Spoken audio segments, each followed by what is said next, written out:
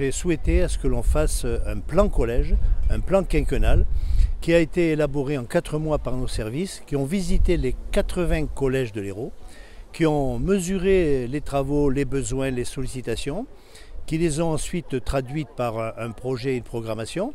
Donc c'est 198 millions d'euros qui seront étalés sur 5 ans, ce qui fait que dès 2020, le budget global de l'éducation qui était de 100 millions d'euros va passer à 129 millions d'euros. Mais ce qui est important pour nous, c'est de faire je m'exprime ainsi, de la dentelle. Parce que chaque collège est différent. Vous avez des collèges qui datent de 150 ou 200 ans, dans les collèges de centre-ville, des collèges plus récents. Nous avons aussi la grande question du réchauffement climatique, donc de l'adaptation du climat dans les collèges. Il est totalement inutile pour lutter contre les effets du réchauffement climatique, de produire du réchauffement climatique. On ne va pas installer des climatiseurs partout.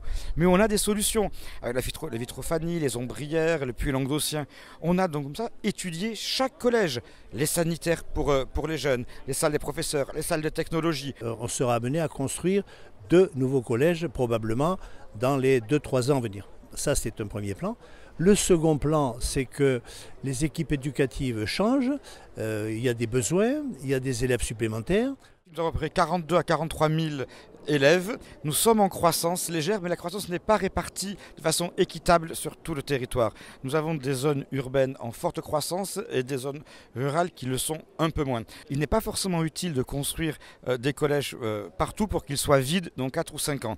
On a besoin d'extension, on a besoin de restructuration, on a besoin de rénovation. Aujourd'hui, on a besoin d'avoir des salles un peu plus grandes pour accueillir les vidéoprojecteurs, les ordinateurs, les tablettes, les imprimantes 3D.